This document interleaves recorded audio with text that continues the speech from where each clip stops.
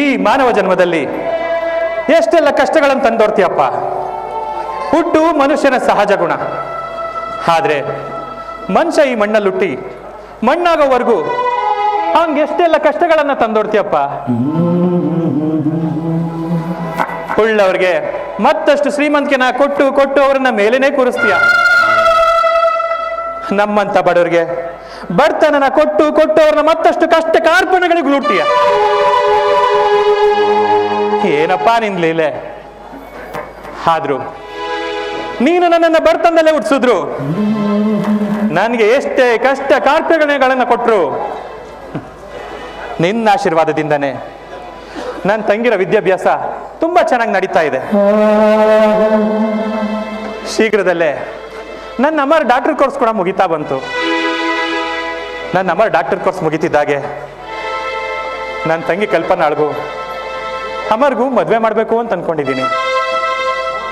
ಅವ್ರ ಮದುವೆ ಒಂದು ನಡೆದೋಗ್ಬಿಟ್ರೆ ಅಮರ್ನ ಈ ಮನೆ ರಾಜನನ್ನಾಗಿ ಮಾಡ್ಕೋತೀನಿ. ಈ ನನ್ನ ಆಸೆನ ಆದಷ್ಟು ಬೇಗ ಈಡೇರಿಸಪ್ಪ.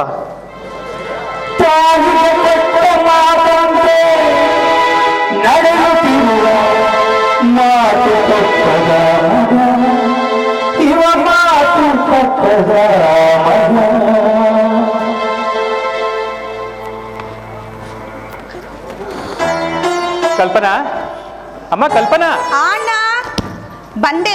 ಅಬ್ಬಬ್ಬಾ ಅಣ್ಣ, ಅಮರ್ ಅಣ್ಣನ ವಸ್ತುಗಳನ್ನೆಲ್ಲ ಚಲ್ಲಾಪಿಲ್ಲಿ ಮಾಡ್ಬಿಡ್ತಾನೆ.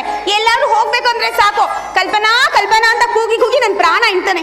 ಅವನ ವಸ್ತುಗಳೆಲ್ಲ ಮೂಲೆಯಲ್ಲಿ ಬಿದ್ದಿರೋನೆಲ್ಲ ಹುಡುಕಿ ಹುಡುಕಿ ಹುಡುಕಿ ಒಂದೊಂದು ಜೋಡಿಸೋ ಅಷ್ಟರಲ್ಲಿ ಸಾಕಾಗೋಯ್ತಣ್ಣ, ಸಾಕಾಗೋಯ್ತು. ಒಟ್ನಲ್ಲಿ ಅವ್ನು ನನಗೆ ಕೊಟ್ಟಿರೋ ಕೆಲಸ ನನ್ನ ಜವಾಬ್ದಾರಿನ ಮುಗಿಸಿದ್ದಾಯ್ತು. ಅವನ ವಸ್ತು ಎಲ್ಲ ರೆಡಿ ಮಾಡಿದ್ದಾಯ್ತು. ಈಗ ಅವ್ನ ಲಗೇಜ್ ಪ್ಯಾಕ್ ಆಯ್ತಲ್ಲ, ಇನ್ನೂ ಬರ್ಲಿಲ್ವಲ್ಲ. ಅಮ್ಮ ಕಲ್ಪನಾ, ಇನ್ ಮುಂದೆ ನೀನು ಅಮರ್ನ ಅಣ್ಣ ಅಂತ ಕರಿಬಾರ್ದಮ್ಮ. ಅಣ್ಣ ಅಂತ ಕರಿಬಾರ್ದ? ಯಾಕೋ? ಅಣ್ಣನ ಅಣ್ಣ ಅಂತ ಕರೆದ್ರೆ ನಿನ್ಸಿ ಮಸುಣ್ಣ ಅಂತ ಕರೀಲ? ಮಾವ ಅಂತ ಕರಿಬೇಕು. ಯಾಕೆ ಅಂತಂದ್ರೆ ಅಮರ್ದು ಡಾಕ್ಟರ್ ಕೋರ್ಸ್ ಮುಗಿತಿದ್ದಾಗೆ ಈ ನನ್ನ ಮುದ್ದು ತಂಗಿನ ಅಮರ್ ಕೊಟ್ಟು ಮದುವೆ ಮಾಡಬೇಕು ಅಂತ ಅನ್ಕೊಂಡಿದ್ದೀನಮ್ಮ. ಅದಕ್ಕೋಸ್ಕರ ಇನ್ ಮುಂದೆ ಅಮರ್ನ ಅಣ್ಣ ಅಂತ ಕರಿಬೇಡ, ಮಾವ ಅಂತ ಕರಿಬೇಕು. ಏನಣ್ಣ ನೀನು ಈ ರೀತಿ ಮಾತಾಡ್ತಿದ್ಯಾ? ನನಗೂ ಅಮರ್ಗೂ ಮದ್ವೆನಾ? ಯಾಕಮ್ಮ? ಅಮರ್ ಅಂದ್ರೆ ನಿನ್ಗೆ ಇಷ್ಟ ಇಲ್ವಾ? ಅಮ್ಮ ಕಲ್ಪನಾ, ಅಮರ್ ವಿದ್ಯಾವಂತ, ಗುಣವಂತ, ವಿಚಾರವಂತ, ಮೇಲಾಗಿ ಸದ್ಗುಣ ಸಂಪನ್ನನಮ್ಮ. ಅಮರ್ನ ನೀನ್ ಕೈ ಹಿಡಿಬೇಕು ಅಂತಂದ್ರೆ ಪುಣ್ಯ ಮಾಡಿದ್ದೆ, ಪುಣ್ಯ. ಹೌದಣ್ಣ, ಅಮರಣ್ಣ ಅಂಥವನ್ನ ಮದುವೆ ಮಾಡ್ಕೊಳ್ಳೋದಿಕ್ಕೆ 7 ಜನ್ಮದಲ್ಲೂ ಪುಣ್ಯ ಮಾಡಿ, ಅದೆಲ್ಲ ನನಗೆ ಚೆನ್ನಾಗಿ ಗೊತ್ತು. ಅವನ್ನ ಕೈ ಹಿಡಿಯೋ ಹೆಣ್ಣು ಎಲ್ಲಿದಳೋ ಏನೋ ಗೊತ್ತಿಲ್ಲ. ಆದರೂ ಒಂದು ಮಾತಣ್ಣ, ಅವನ ಮನಸ್ಸಲ್ಲಿ ಏನಿದೆ ಅಂತ ತಿಳ್ಕೊಂಡಿರಾ ನೀನು ನನಗೂ ಅಮ್ಮರಿಗೂ ಮದುವೆ ಮಾಡ್ಕೋಬೇಕು ಅಂತ ಹೇಳ್ತಿದ್ಯಲ್ಲ ಅಣ್ಣ. ನೀನು ಅದ್ರ ಬಗ್ಗೆ ಏನು ಯೋಚನೆ ಮಾಡಬೇಡಮ್ಮ. ನೋಡು, ಅಮರ್ ಚಿಕ್ಕಂದಿನಿಂದ ನಾನು ಸಾಕು ಬೆಳೆಸಿರೋ ಹುಡುಗ. ನಾನು ಹಾಕಿರೋ ಗೆರೆನ ಅವನು ಯಾವತ್ತೂ ದಾಟೋದಿಲ್ಲ. ಮೇಲಾಗಿ ಅಮರ್ಗೆ ನಾನೇ ಪ್ರಾಣ ಆಗಿರುವಾಗ ನನ್ನ ಮಾತನ್ನು ಅವನು ಧಿಕ್ಕರಿಸೋದಿಲ್ಲ ಅಮ್ಮ. ಖಂಡಿತ ಈ ಮದುವೆಗೆ ಒಪ್ಕೊಂಡೇ ಒಪ್ಕೋತಾನೆ. ಆದರೆ ನನಗೆ ನಿನ್ನೊಪ್ಪಿಗೆ ಬೇಕಮ್ಮ. ಏನು ನನ್ನೊಪ್ಪಿಗೆ ನಾ ಕೇಳ್ತಿದ್ಯಾ? ಅಣ್ಣ, ನನಗಿದುವರೆಗೂ ತಾಯಿ ನೆನಪಾಗಲೇ ಇಲ್ಲ ಕಣ. ಅಷ್ಟು ಚೆನ್ನಾಗಿ ನೋಡ್ಕೊಂಡಿದ್ಯಾ. ಎಲ್ಲ ಹೆಣ್ಮಕ್ಳು ತಾಯಿ ಜೊತೆಗಿದ್ರೆ ನಮ್ಗೆ ಯಾವ ಕಷ್ಟನೂ ಇರಲ್ಲ ಅಂತಾರೆ. ಆದರೆ ನಾನು ಈ ನನ್ನ ಜೊತೆ ಇದ್ರೆ ಯಾವ ಕಷ್ಟ ಇಲ್ಲ ಅಂತ ಅನ್ಕೊಂಡು, ನಿನ್ನ ಸಂತೋಷನೇ ನನ್ನ ಸಂತೋಷ.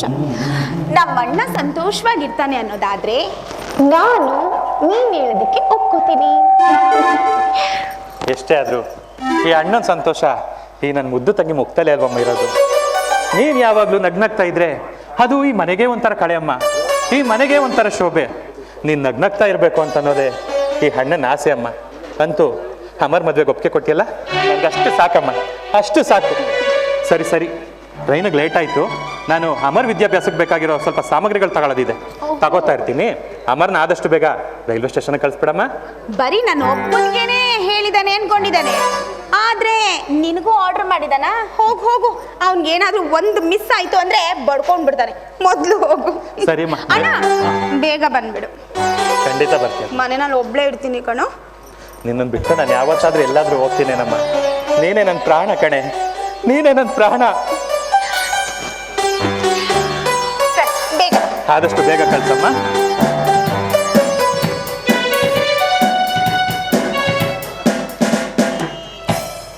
ಅಮರೊಬ್ಬ ಒಳ್ಳೆ ಹುಡುಗ.